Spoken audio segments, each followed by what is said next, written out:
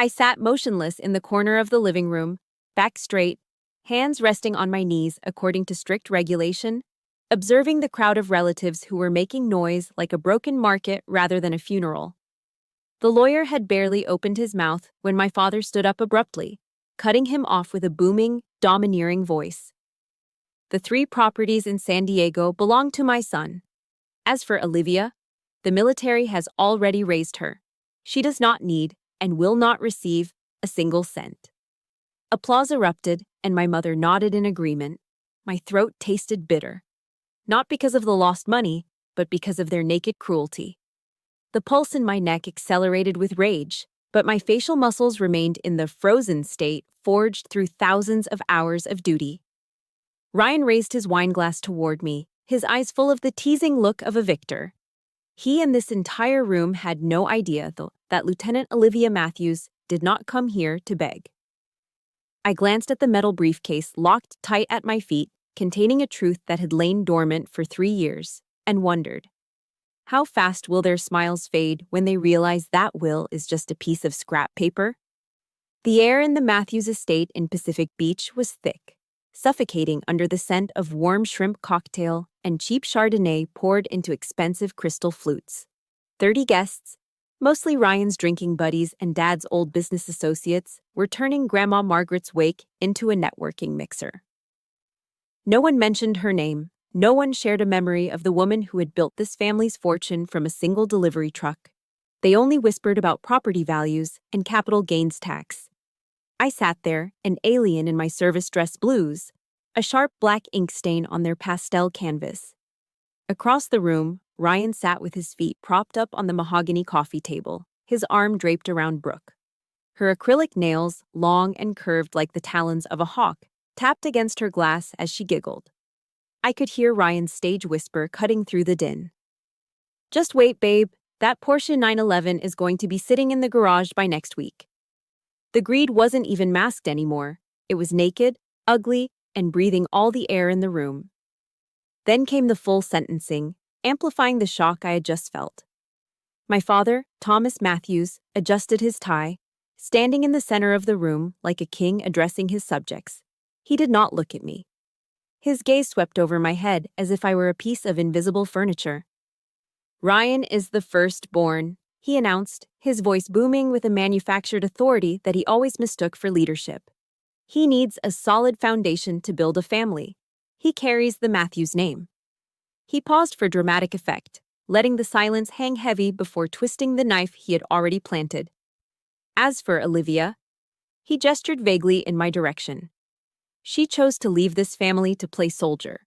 She has her pension. She has her health insurance. She has that GI Bill thing. She has been taken care of by Uncle Sam. Therefore, Grandma's legacy will go to the one who actually needs it. Ryan. The room erupted in applause again. They were clapping for my dispossession. They were cheering for the logic that my service, my sacrifice, and my independence were the very reasons I deserved to be punished. I turned my head slowly toward my mother, hoping to find a single shred of fairness. But Susan Matthews just looked down, her fingers nervously twisting her string of fake pearls. When she finally met my gaze, there was no apology in her eyes. She walked over, her steps hesitant, and placed a cold hand on my shoulder. She leaned in, whispering loud enough for the nearby guests to hear, performing her role of the peacemaker. Olivia, please, don't make a scene. Your brother is sensitive. You are the strong one, right? You have always been the survivor. You don't need these old houses. Let him have this so the family can be at peace. There it was. The weaponization of my resilience. In her eyes, the fact that I didn't cry meant I didn't bleed. She was asking me to carve off my own flesh to feed her spoiled golden child, simply because I could endure the pain. Thank you, Dad. Thank you, Mom. I promise to make this family proud, Ryan shouted, standing up. His face was flushed with alcohol and arrogance. He raised his glass toward me, a smirk playing on his lips. Don't be sad, soldier girl, he jeered. If things get too tight on that government salary, I can lend you a few thousand. But remember, I charge interest. Brooke shrieked with laughter, a high-pitched sound that grated against my nerves. The humiliation was complete. They had stripped me down, invalidated my existence, and were now dancing on the ashes. I felt the weight of the Halliburton aluminum briefcase resting against my combat boot. Inside were 8 property deeds, stamped with red seals, signed and notarized 3 years ago. I closed my eyes for a microsecond. Inhale for 4. Hold for 4. Exhale for 4. Hold for 4. The box breathing technique of the Navy SEALs kicked in, forcing my heart rate down from a sprint to a steady jog. The rage was still there, but now it was cold. It was focused. It was ammunition. I did not stand up to scream. I did not throw my drink. I simply looked past my father, past Ryan, and locked eyes with the family attorney, Mr. Hollis, who was already reaching for his pen to finalize the paperwork. My voice cut through the celebration like a knife through silk. "Mr. Hollis," I said, my tone flat and devoid of emotion, "before you let them sign, are you absolutely certain your file was updated after May of 2021?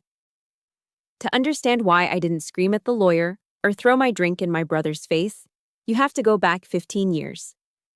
You have to sit at the Matthews dinner table and feel the specific texture of silence that was reserved just for me. The memory is thick with the smell of hickory-smoked barbecue ribs and the blaring sound of the television tuned to ESPN. My father sat at the head of the table, wielding his fork like a scepter, dispensing his attention like a limited currency. "Ryan, tell me about that touchdown pass in the second quarter," Dad asked, his eyes gleaming with vicarious glory. Ryan, his mouth full of cornbread, shrugged with practiced nonchalance. "Coach called the wrong play, honestly. If the offensive line wasn't so slow, I would have had 3 more. But yeah, that one throw was elite." Dad nodded sagely, blaming the coach, the line, the referees, blaming the entire world for the fact that Ryan's varsity team had actually lost the game 14-35. In Dad's version of reality, Ryan never lost. He was only failed by others. At the far end of the table, I quietly slid a piece of paper onto the tablecloth. It was my semester report card. Straight A's, calculus, A+, physics, A. I smoothed the edges, waiting. I waited for a pause in the football commentary. I waited for a glance. The paper sat there between the coleslaw and the napkins, white and stark.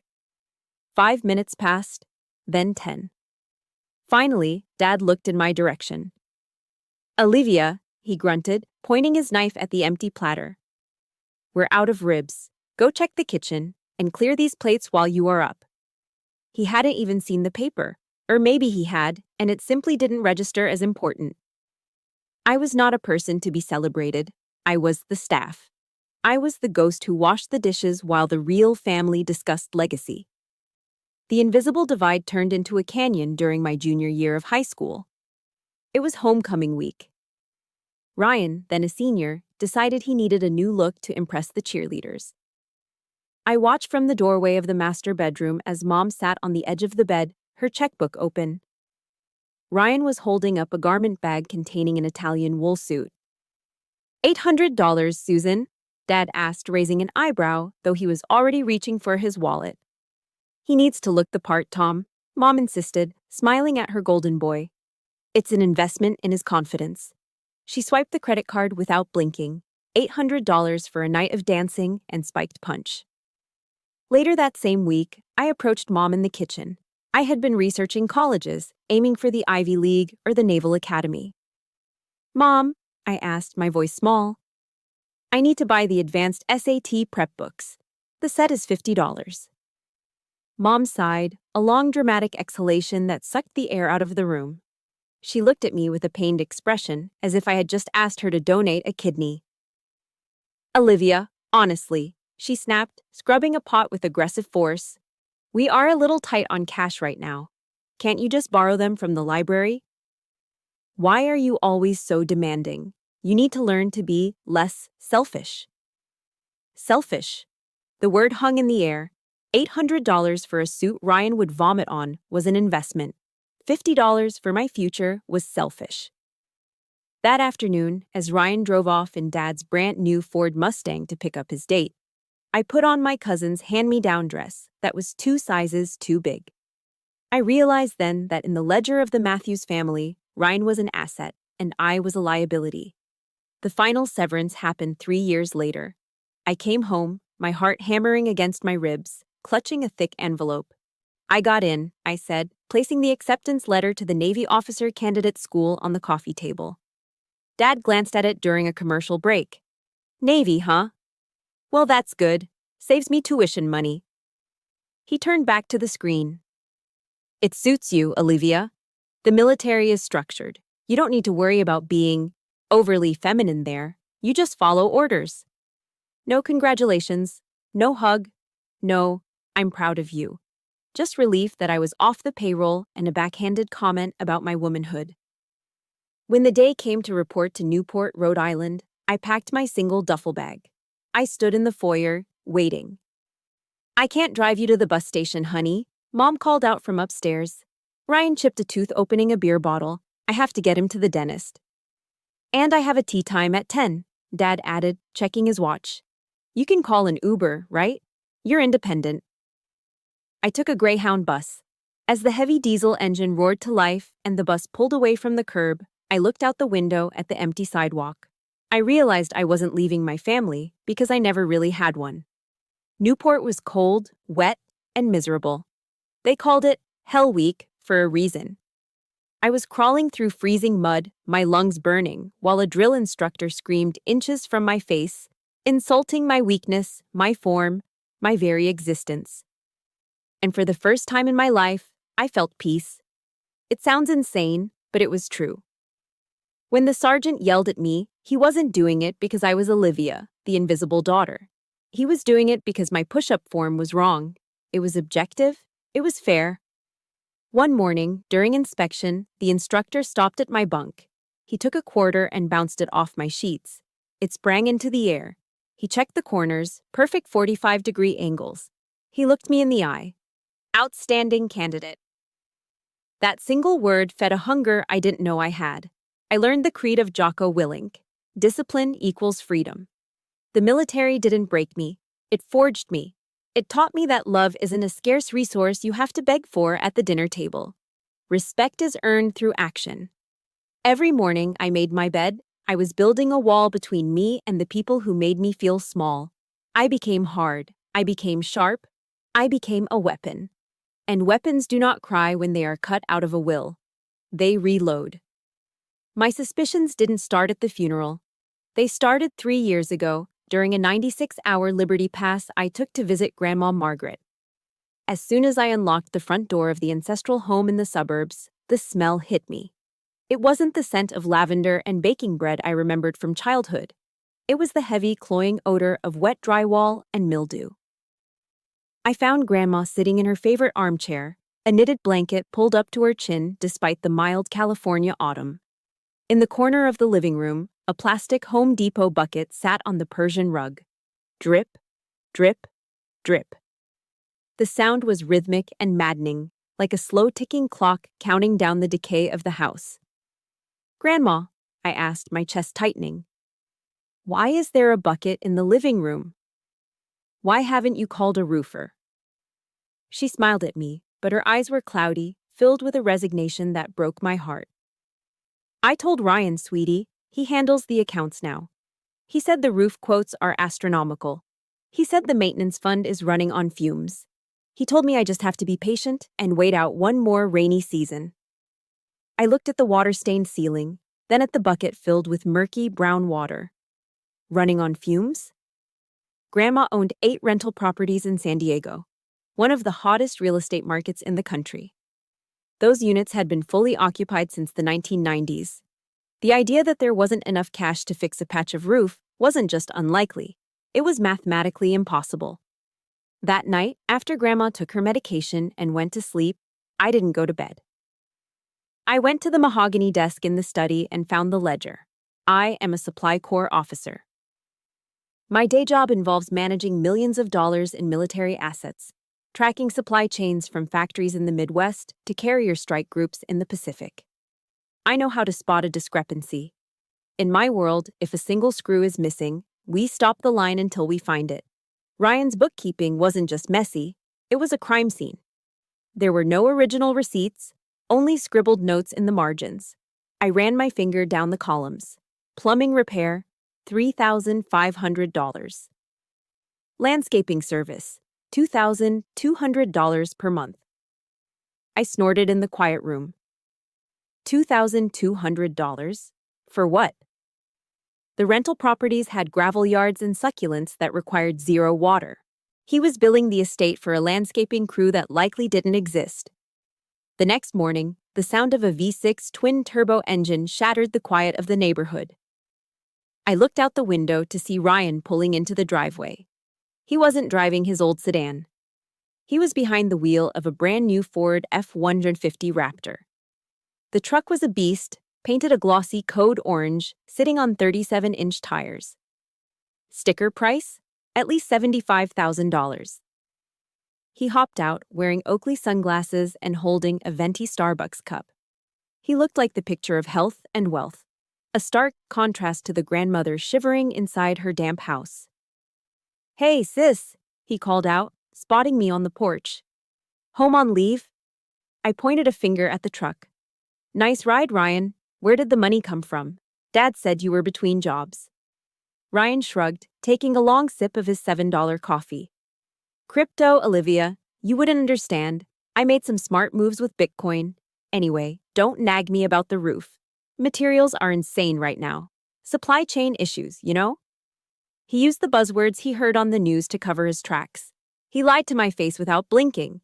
He lied while standing 10 feet away from the woman who raised him, the woman who was currently catching rainwater in a plastic bucket while he drove a tank that cost more than most people earn in a year. But I needed hard proof. I needed a smoking gun. I found it on page 42 of the ledger. HVAC replacement, Garnet Avenue property, $8,000. The date was from last month. I got in my car and drove straight to the rental on Garnet Avenue. It was a hot day, pushing 85 degrees. When the tenant, a guy named Mike, opened the door, a wave of heat hit me. He was sweating through his t-shirt. "New AC unit?" I asked, skipping the pleasantries. Mike let out a bitter laugh.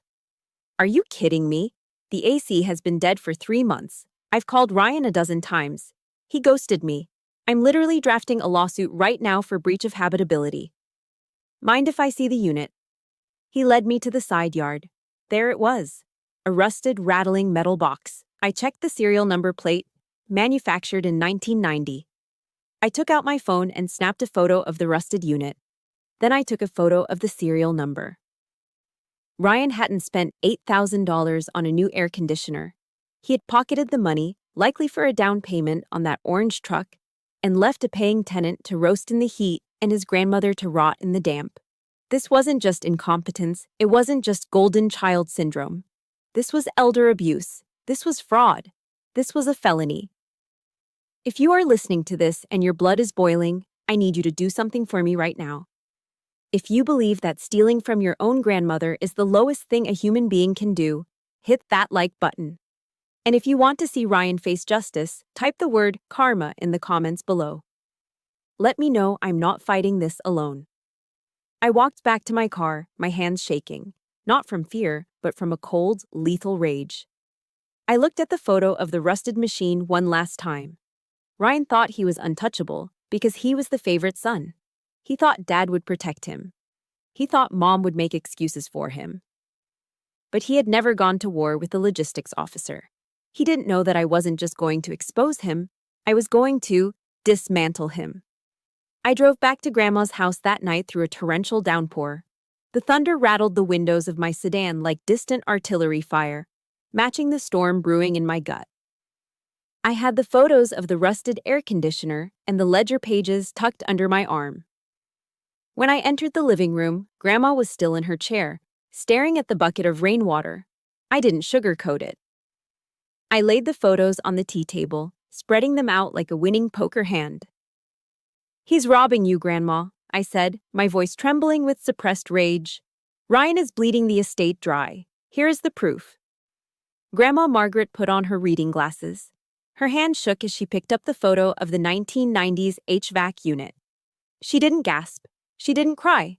She just sighed, a long, weary sound that seemed to carry the weight of a decade of betrayal. "I know," she whispered, her voice raspy. I froze. "You know. Then why? Why do you let him live like a king while you sit here in the damp?" She took off her glasses and looked at me, her eyes filled with a pain that had nothing to do with money. "Because your father, Thomas, he gave me an ultimatum. 3 years ago, when I first questioned Ryan's spending, Thomas told me that if I made a scene, if I involved lawyers or the police, he would cut me off." She reached out and squeezed my hand. "He said he would make sure I never saw you again, Olivia. He said he would tell you I had gone senile and refused to let you visit. He held you hostage against my silence." The air left my lungs.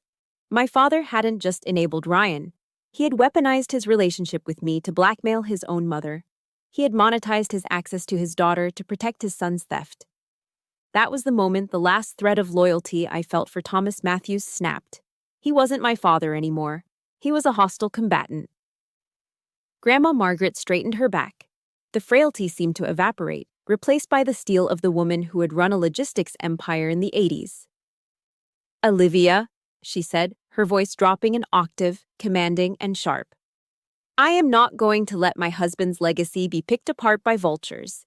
You are the only one in this family with discipline. You are the only one who knows the value of $1 because you actually work for yours." She pointed a bony finger at me. "I want to transfer everything, all of it, to you, right now, before I die." "Dad will kill me," I blurted out, the old fear rising up. She smiled, a cold, dry expression. "He won't be able to do a damn thing, not if the paperwork is bulletproof." "Do you have the courage to accept this mission, Lieutenant?" I looked at the bucket of water. I looked at her fierce eyes. "Yes, ma'am." Monday morning, 0800 hours. We initiated the operation. I called Dylan, my second cousin. He was a mechanic, a blue-collar guy who drove a beat-up Silverado and hated the pretension of my immediate family. He agreed to be our driver without asking questions. We loaded Grandma into Dylan's truck and drove downtown, parking in the alleyway behind the office of Davis & Associates. Mr. Davis was an old family friend, an estate attorney who knew where all the bodies were buried. We went in through the back door to avoid being seen by any of Dad's business cronies who might be lunching nearby. Mr. Davis had the documents ready on his mahogany desk. "This is a revocable living trust," Mr. Davis explained, sliding a thick stack of papers toward us. "It bypasses probate, it bypasses the will, it supersedes everything." He pointed to the specific clause. Sole beneficiary, Olivia Margaret Matthews. Successor trustee, Olivia Margaret Matthews. Then came the quitclaim deeds. 8 of them, 1 for each property. Grandma didn't hesitate. She picked up the pen and began to sign. Scritch, scratch. The sound of the ink flowing onto the heavy legal bond paper was loud in the quiet office. To me, it sounded like the metallic click of a magazine being loaded into a rifle.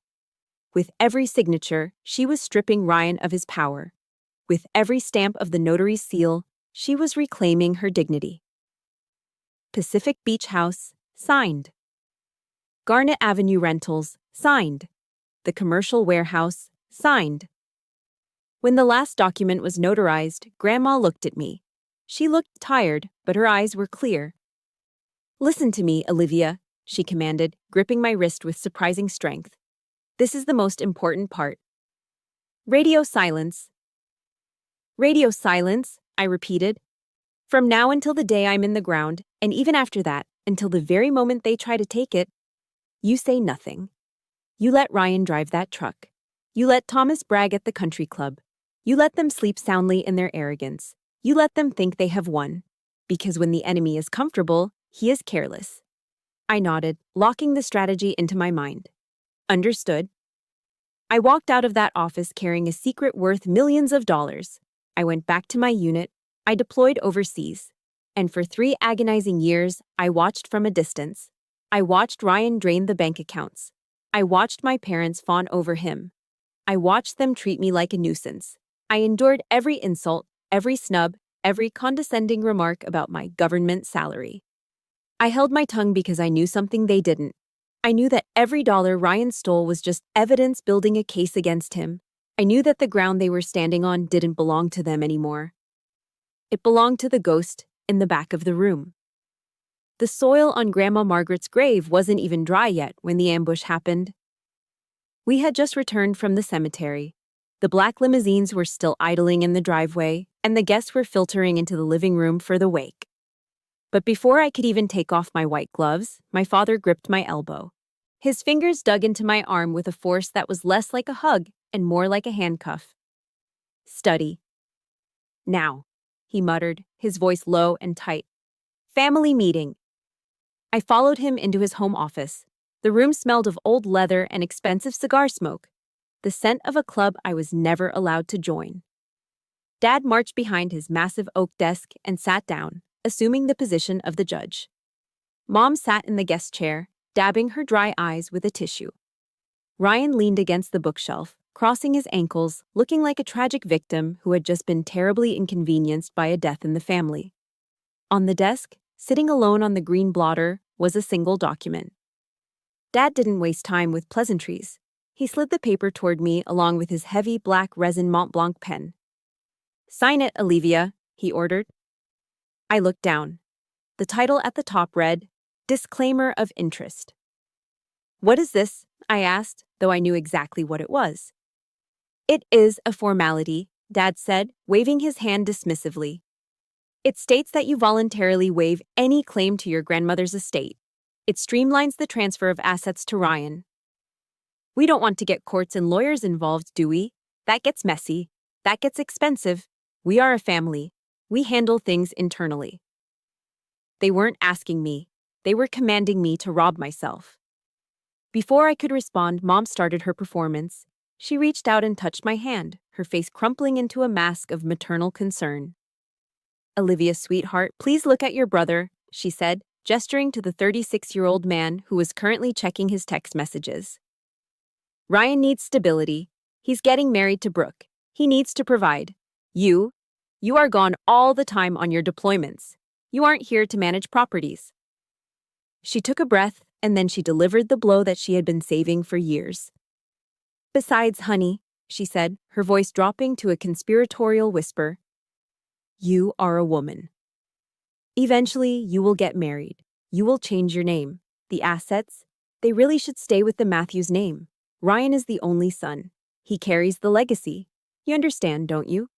It's just the natural order of things." My stomach turned. There it was. The sexism wasn't even subtle. In Susan Matthews's world, my biology rendered me incapable of stewardship. Because I didn't have the right plumbing, I didn't deserve the legacy. She was using my gender to validate her theft. Then Ryan pushed off the bookshelf and sauntered over. He put a heavy hand on my shoulder, squeezing it in a way that felt patronizing. "Come on, sis," he said, flashing a grin that didn't reach his eyes. "Don't be difficult. Sign the paper, and I'll make it worth your while. Tell you what, once I sell the Pacific Beach house, I will buy you that Hermes bag you see all the celebrities carrying. A Birkin, a Kelly, whatever you want. On me." I looked at him. He truly believed that my dignity could be bought with a purse. He thought I was a shallow child who could be distracted by a shiny object while he stole millions of dollars in real estate. The silence in the room stretched thin, like a rubber band about to snap. They were all looking at me, Dad with his authority, Mom with her guilt, Ryan with his bribe, waiting for me to submit, waiting for the good daughter to fold. I know many of you listening right now have stood in a room just like this. You have been told to keep the peace at the expense of your own soul. You have been told that family comes first by the very people who put you last. If you are tired of being gaslighted by the people who are supposed to protect you, hit that like button right now. And if you would refuse to sign that paper, type "respect" in the comments. Show me that you know your own worth. I picked up the document. I felt the texture of the paper between my thumb and forefinger. Then I looked at my father. I looked at my mother. And finally, I looked at Ryan. My expression didn't change. My pulse didn't race. I was calm. I was deadly calm. You ask me who I am, I said, my voice cold enough to freeze the air in the room. I am a lieutenant in the United States Navy. I took an oath to support and defend the Constitution of the United States against all enemies, foreign and domestic. I paused, letting the words hang there. And I have realized something today, I continued, locking eyes with my father. Greed is an enemy. Manipulation is an enemy. I took the disclaimer of interest in both hands. Rip! The sound was loud, violent, and final. I tore the document in half, then in quarters. I let the pieces flutter down onto Dad's pristine desk like snow. I will not sign anything, I said. And I don't want your handbag, Ryan. I want what is mine. You ungrateful little... Ryan started to lunge forward, his face turning red. I wouldn't do that, I warned, shifting my stance slightly. See you at the reading of the will. I turned on my heel and walked out of the study, leaving the door wide open behind me. Behind me, I could hear the stunned silence turning into chaos, but I didn't look back. The war had officially begun. For the 3 days leading up to the reading of the will, I did not sleep. I did not eat. I operated on black coffee and the cold, hard adrenaline of a mission commander preparing for a strike. My temporary apartment in downtown San Diego looked less like a home and more like a tactical operations center. My dining table was buried under stacks of paper, legal pads, and the glowing blue light of 2 laptop screens. I wasn't just waiting for the meeting, I was building a case. I logged into the San Diego County Assessor's public portal. It is a dry, boring database to most people, but to me, it was a goldmine. I downloaded the transaction history for every single property in the Matthews portfolio. Then, I cross-referenced them with the bank statements I'd subpoenaed through the Living Trust's authority. What I found made my jaw tighten. Ryan hadn't just been stealing cash for maintenance fraud, he had been trying to leverage the equity of the houses. There were 3 rejected loan applications from predatory lenders, the kind of places that charged 20% interest. Ryan had tried to use Grandma's Pacific Beach house as collateral for a quick cash infusion, likely to cover his crypto losses. But the banks had denied him. Why? Because when they ran the title search, the name on the deed didn't match his. I printed every rejection letter. I printed the tax records showing penalties for late payments. Each piece of paper was a bullet. I didn't just throw them in a pile. I organized them with the obsessive precision of a logistics officer. Yellow highlighter for fraud, pink highlighter for negligence, blue highlighter for tax evasion. I punched holes in the documents and slotted them into navy blue binders. Snap, snap. The sound of the metal rings closing was rhythmic, soothing. By Friday night, I didn't have a pile of complaints. I had a weaponized dossier. On Saturday morning, the day of the reckoning, I made one phone call.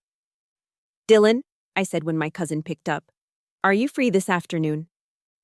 Yeah, he stammered, the sound of a wrench clanking in the background. Just fixing the truck. Why? I need you at the house for the reading of the will. 2 o'clock sharp. Wear a collared shirt. There was a long pause on the line. Dylan was a good kid, a mechanic who stayed out of family drama, but he wasn't stupid. Olivia, he said, his voice dropping. Are you really going to do this?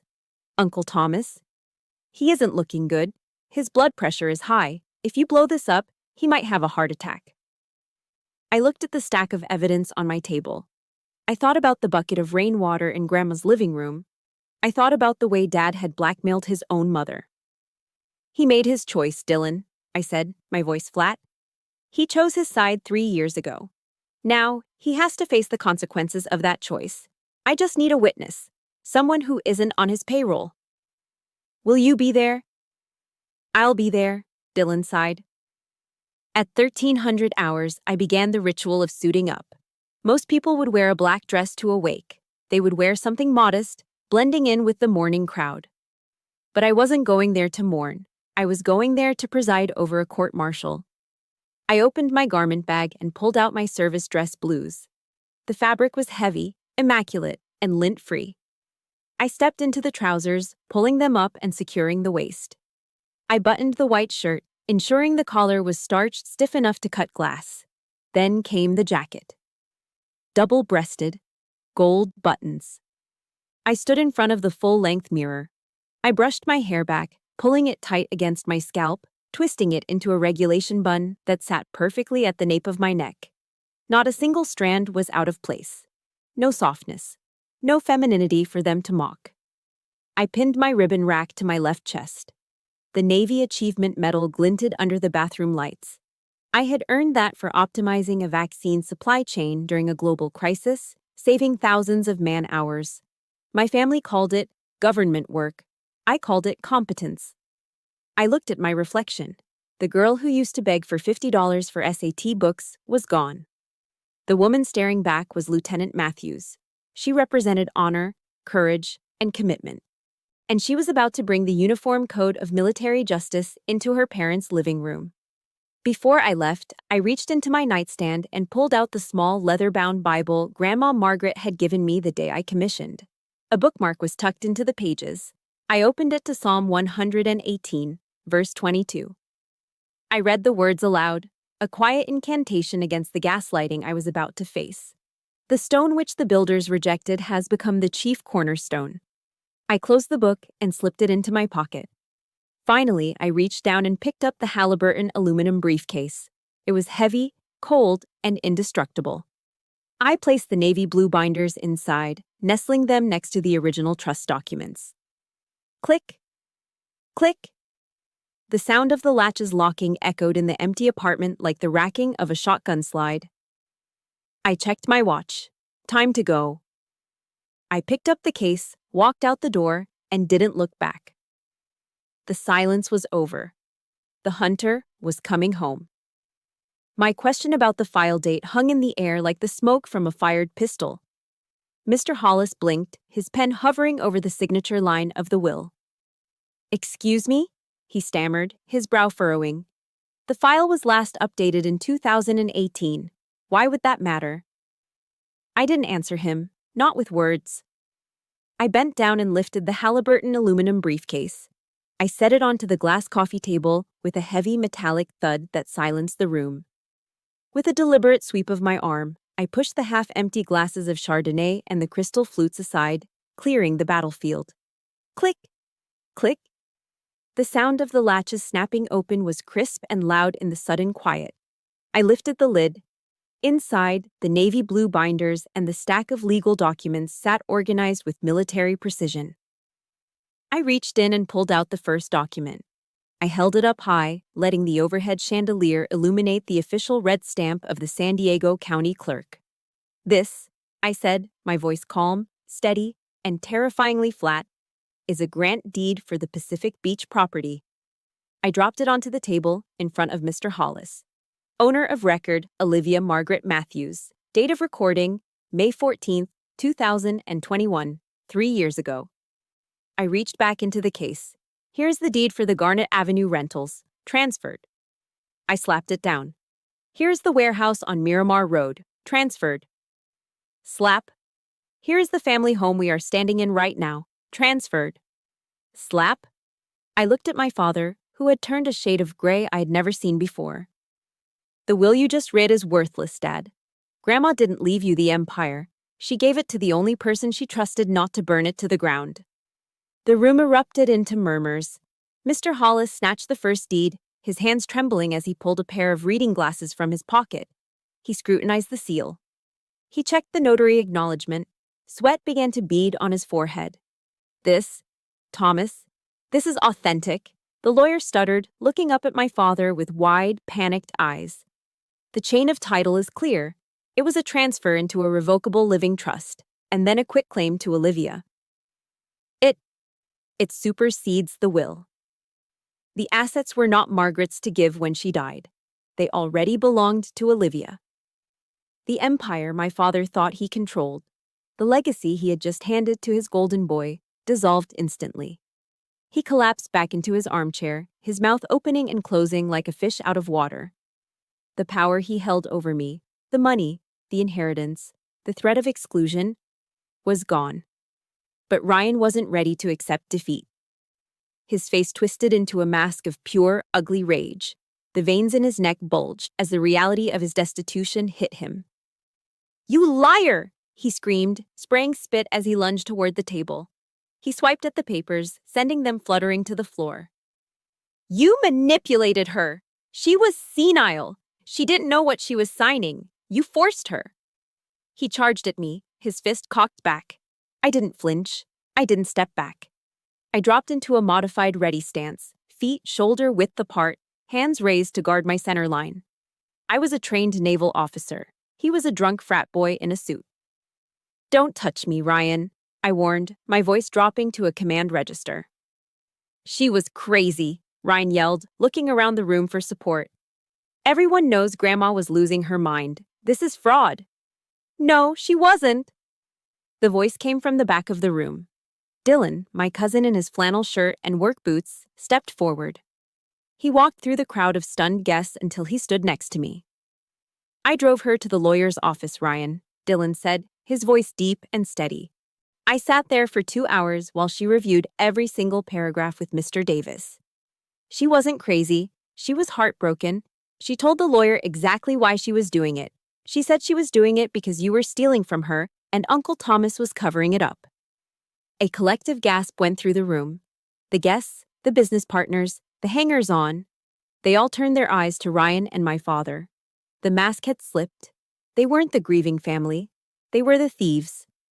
Ryan stood frozen, his chest heaving, trapped by the undeniable truth. He looked at Mom, begging for her to fix it, but she had buried her face in her hands, sobbing quietly. I bent down and picked up the deeds, dusting them off with exaggerated care. Then I placed them back into the briefcase and snapped it shut. I looked at my parents. You always said Ryan needed a chance to grow up, I said, my voice cutting through the sound of my mother's crying. Well, this is his chance. Sink or swim. I turned my gaze to Ryan, who looked small and pathetic without his unearned inheritance. I am giving you 48 hours to clear your personal effects out of the management office, I stated, checking my watch. If you are not gone by Monday at 5 p.m., I will have the county sheriff remove you for trespassing. And Ryan, I have already audited the books. Don't try to delete anything. I have backups. I picked up the handle of the case. It felt lighter now. Enjoy the shrimp cocktail, I said to the silent room.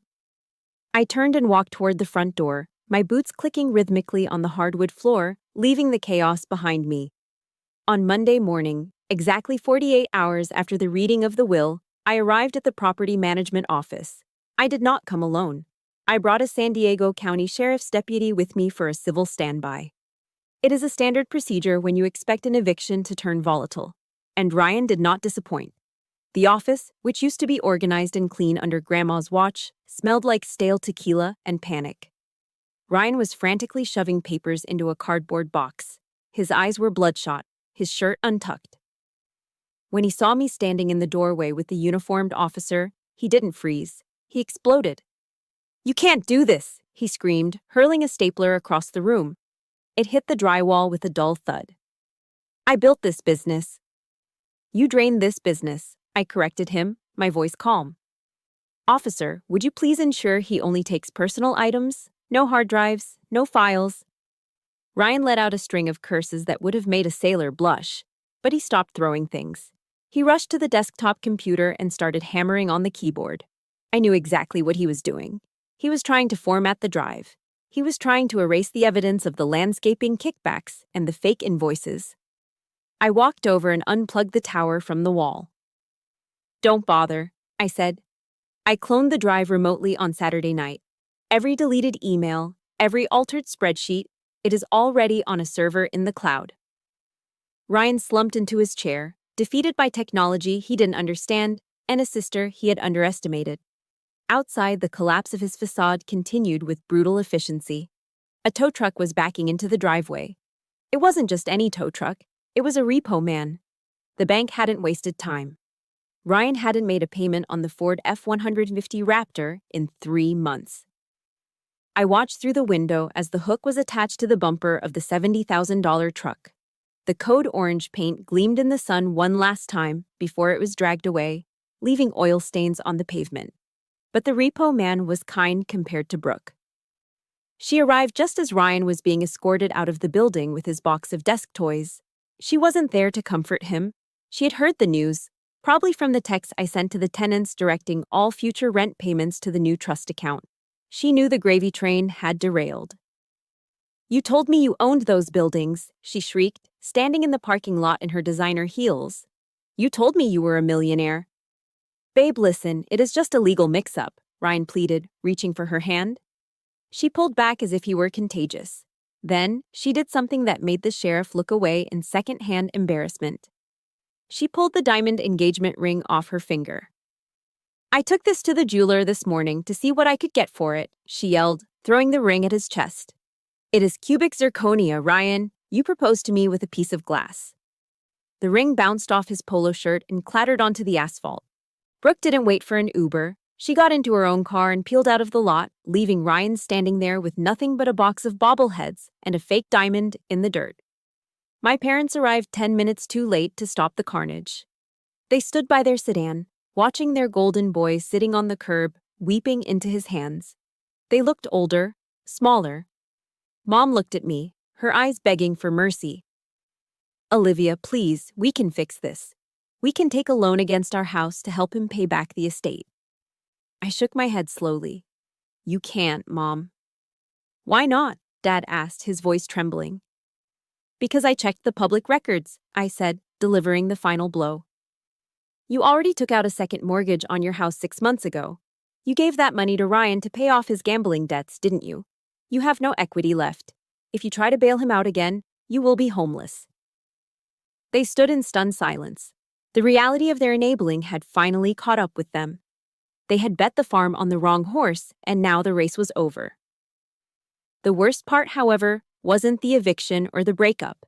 It was the letter that arrived at my apartment 3 days later. It was a subpoena. Ryan hadn't just stolen from Grandma.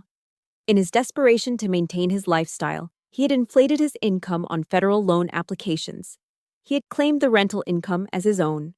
That is bank fraud. And because he had been pocketing cash rent from tenants to avoid a paper trail, he hadn't declared it on his taxes. That is tax evasion. The IRS does not care about family drama. They care about math. And Ryan's math didn't add up. I sat at my table and signed the witness statement.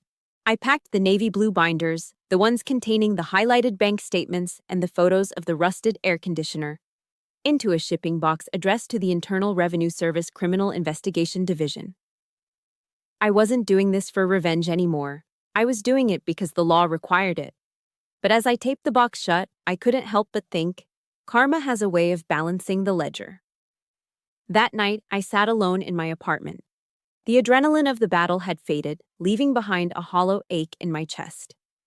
I poured myself a glass of water and looked at the framed photo of Grandma Margaret on my desk. I had won. The estate was safe.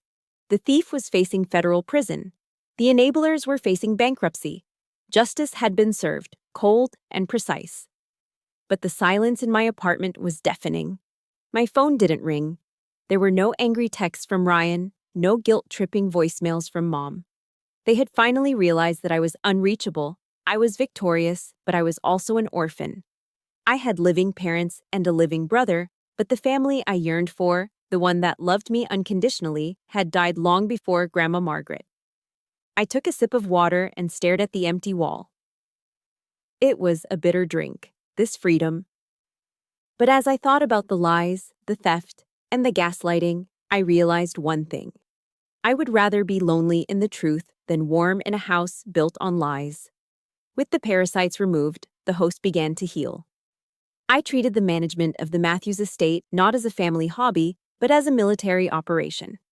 I replaced Ryan's chaotic, napkin-scribbled bookkeeping with standard operating procedures adapted from the Navy Supply Corps. The first rule I implemented was the 24-hour service level agreement. If a tenant reported a leak, a broken lock, or a faulty heater, a technician was on site within 1 day. No excuses, no supply chain lies.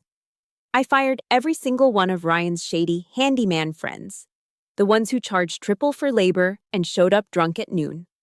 In their place, I signed exclusive contracts with a local construction firm owned by a Marine Corps veteran. For the first time in a decade, the rental units on Garnet Avenue were painted. The roofs were patched. The plumbing was overhauled. I didn't raise the rent by a single dollar. I simply stopped funding Ryan's lifestyle. And suddenly, the business was profitable enough to reinvest in itself. The change in the atmosphere was palpable. My inbox, once filled with threats of lawsuits from angry tenants, began to fill with thank you cards. One tenant, an elderly teacher named Mrs. Gable, baked me a loaf of banana bread. It was a small gesture, but it meant more to me than any applause at a cocktail party. Kindness and discipline, I realized, were not mutually exclusive. They were partners. Once the business was stabilized, I turned my attention to the house, Grandma Margaret's home. I spent a week purging the property. I filled contractor bags with the tacky, expensive junk Ryan had bought with stolen money. The curved gaming monitors, the designer sneakers left in the closet, the humidors for cigars he didn't smoke. I threw them all into a dumpster. I was exorcising the greed from the walls. While cleaning out the master bedroom, I found a leather-bound journal tucked under Grandma's mattress. It was dated from 5 years ago. I sat on the edge of the bed, the afternoon sun filtering through the dust motes, and opened it. Halfway through, I found an entry that stopped my breath. Ryan has his father's charm, but he also has his father's weakness. He needs to be liked. Olivia is different. She has sad eyes, but they are steady. She reminds me of my husband. She doesn't ask for attention. She asks for work. She will be the firekeeper of this family, even if the others are too blind to see it. The tears came without warning. For 32 years, I'd believed I was the disappointment. I'd believed I was the cold, unlovable daughter. But she had seen me. She had seen the truth beneath the uniform. I wept until my chest ached, releasing a lifetime of rejection. When I was done, I took the portrait of Grandma Margaret, the one taken when she bought her first truck, and hung it above the fireplace. The house felt lighter. It was no longer a crime scene. It was a home again. 2 months later, my phone rang. The caller ID displayed Mom. I hesitated. My thumb hovered over the decline button, but duty is a hard habit to break. I answered. Olivia? Her voice was thin, trembling, stripped of the condescending tone she'd used in the study that day. Hello, Mom. It is your father, she said, her voice cracking. His blood pressure spiked. He's at Scripps Memorial. And, Olivia, the bank sent a notice of default. They are going to foreclose on our house. We can't pay the second mortgage. We have nothing left. She paused, waiting for me to jump in, waiting for the old Olivia to offer to fix it. Con, can you help us, please? For the family. I took a deep breath. I thought about the disclaimer of interest she tried to make me sign. I thought about how she told me to sacrifice my rights because I was a woman. I will call the hospital billing department, I said, my voice steady. I will pay for Dad's current stay directly to them. Oh, thank God, she sobbed. And the house? If you could just wire us $50,000, we could get current. No, I cut her off. What? I said no. I am not sending you cash, Mom. If I give you money, you will just find a way to funnel it to Ryan's legal defense fund or his next gambling scheme. I will ensure you have medical care, but I will not bail you out of your mortgage. You signed those papers. You bet your house on Ryan. You have to live with that bet. But we will be homeless, she cried. How can you be so cruel? It is not cruelty, Mom. It is accountability. I am teaching you the lesson you forgot to teach your son. I hung up before she could guilt me further. It hurt. It felt like cutting off a limb. But I knew that if I didn't hold that line, they would drag me down into the drowning pool with them.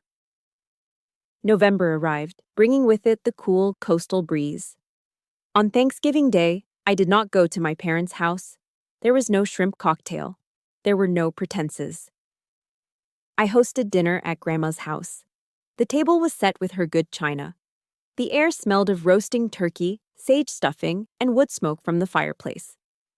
My guests were a motley crew. There was Dylan, who had washed the grease off his hands and worn a nice shirt.